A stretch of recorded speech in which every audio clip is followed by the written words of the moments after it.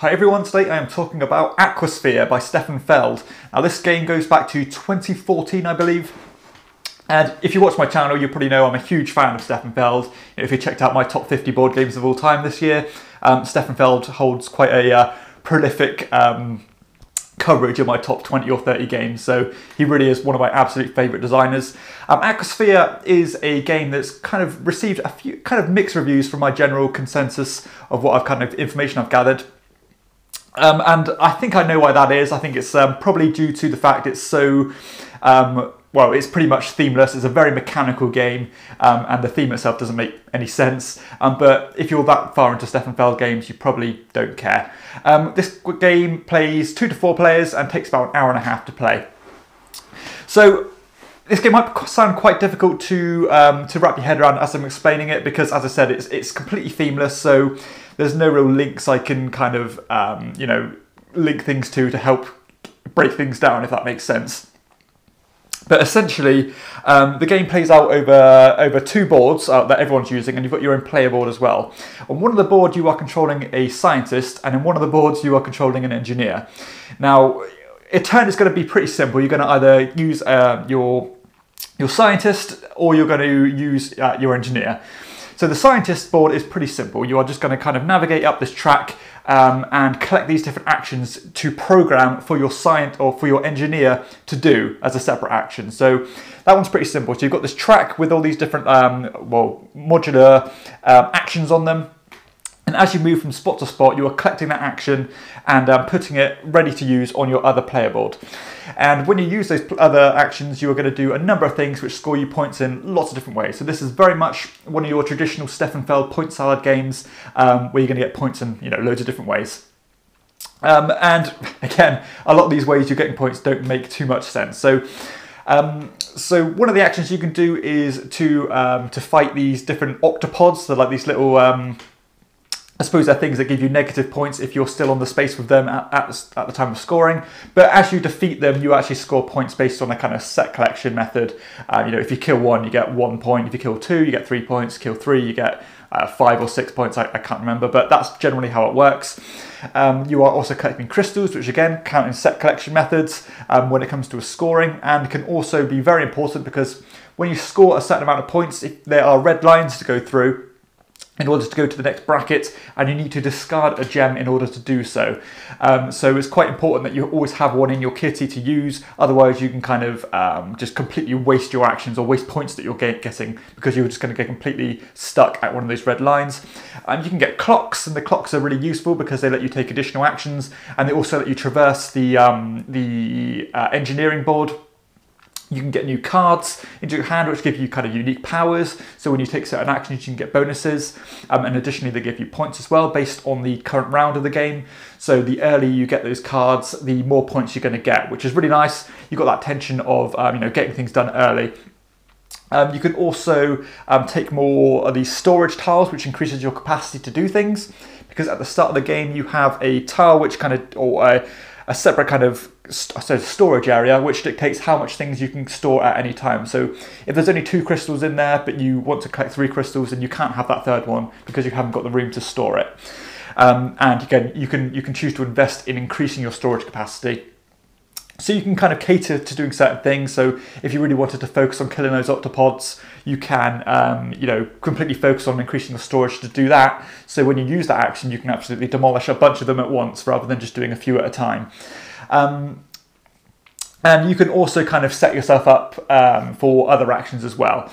So that's generally the things you're doing. But as you take those actions, you are actually taking one of your robots from your player board and you are deploying them onto that section of the engineering board, because that engineering board is basically a modular wheel made up of, I think it's 6 different sections, and they're all pretty much identical with slight differences.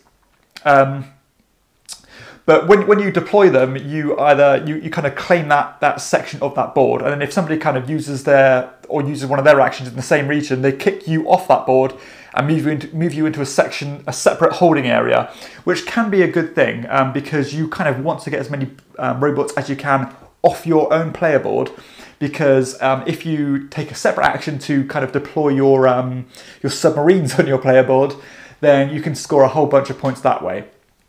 So there's loads of different ways you can score points, as you can probably tell. Again, completely no rhyme or reason or logic towards what these actions are. It's really weird and out there, but strangely it does work somewhat.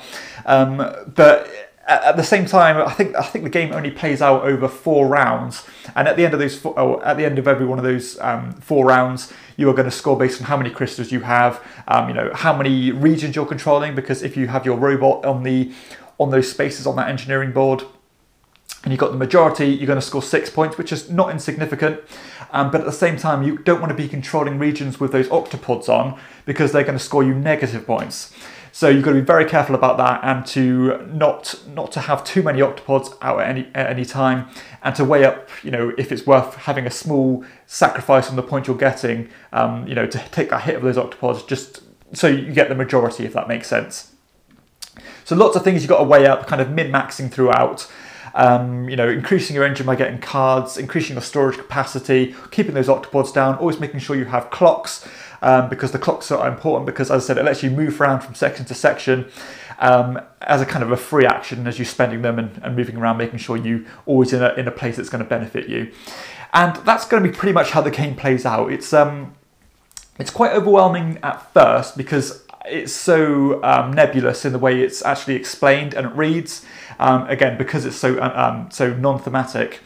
But I think, despite the huge or moderately large rules overhead, because of the way the programming works, and you can only go from one section to one section with a few options at a time, then you're not overwhelmed in being able to do everything at once. And you can only ever program 2 things at once at the same time anyway. So you're always limited to just a couple of actions to take, which is actually is a huge bonus for this game for me, because I think if you could always do everything at once, or could do more than the game allows you to, then it could be a bit overwhelming. But again, those restrictions do actually work in the game's favour, for me at least anyway. But yeah, I do actually really like the flow of the game. It's actually quite simple to digest once you get playing it. And I think this is definitely one of those games with an initial steep learning curve, but from then on it rapidly falls. And once you get playing it, it plays very smoothly. And it has almost like a breezy feel to it, considering the type of game it is. And I really do like the vibe of the game. And it has a real fun factor to it that a lot of Stefan Feld games don't. I mean, I personally enjoy the brain burnery, min-maxing of Stefan Feld games, but a lot of them, I understand that's a personal taste and it doesn't have that generic fun factor. But I think AquaSphere does a good job of making it feel like a fun game, which is really nice. So yeah, decision-wise, there are loads of decisions you can make. There are different strategies you can take. Are you going to take a bunch of cards early to build up your engine and get points earlier? Are you going to try and smash all your submarines down and get them while they're cheaper and try to get your robots deployed so you get points that way? Are you going to really focus on killing the octopods? Are you going to focus on collecting loads of crystals? So yeah, there's lots of different options you can take, which is always a good thing. So yeah, mechanically it is also fantastic, because, as I said, it pretty much boils down to 2 separate actions. And the first one, very simply, program an action, and the second one is use the programmed action. So again, not overwhelming at all mechanically, just one of 2 very simple choices. I think the third one is to pass, so no real big deal there. And balance-wise as well, I mean, everything kind of scores relative points, so there's not a particular strategy that just completely dominates, and you can definitely viably win using any of the strategies available to you. But again, you don't want to let someone run away with a certain strategy.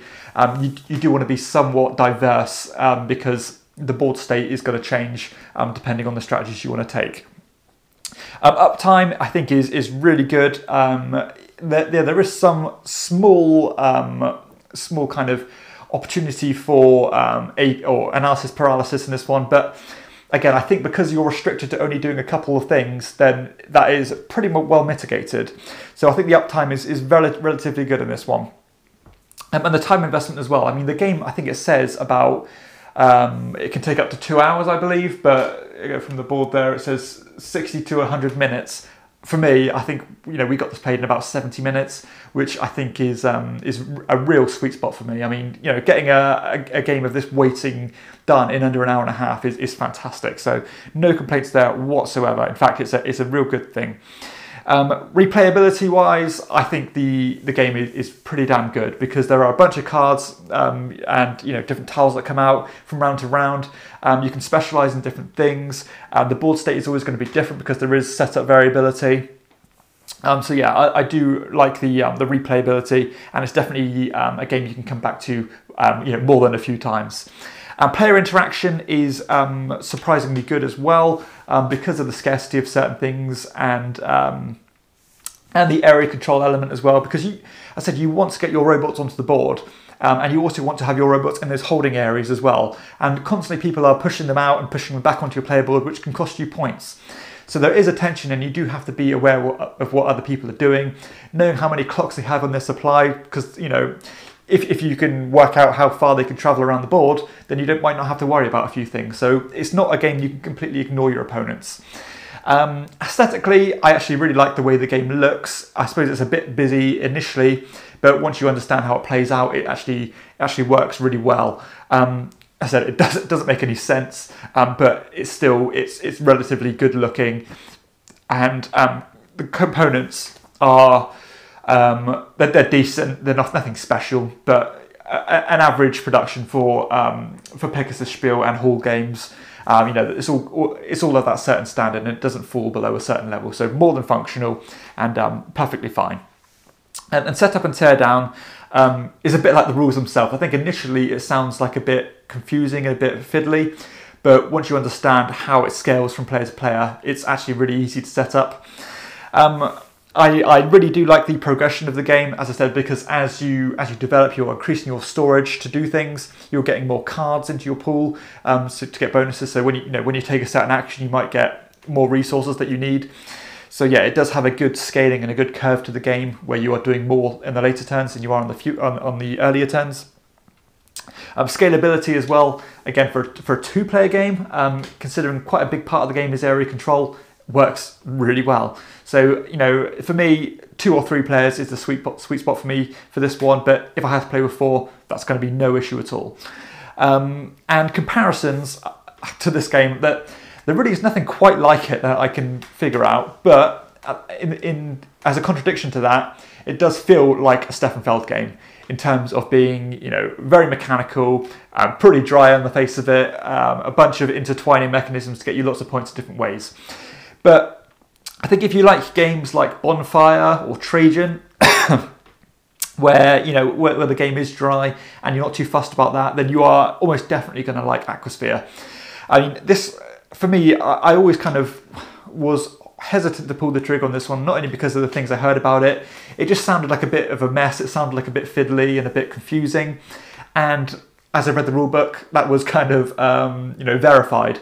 But once you get this to the table, it is not like that at all. It is very smooth, very simple, and still have loads to rack your brain about, and just lots of fun, loads of strategies, loads of ways to get points, and that's what you want for a Stefan Feld game for me. So this one is right up there for me in terms of Stefan Feld designs. It is what I want from him, and it went down an absolute treat for me. So yeah, definitely one you need to play for yourself in order to appreciate it, I think, rather than actually seeing it played or reading the rulebook.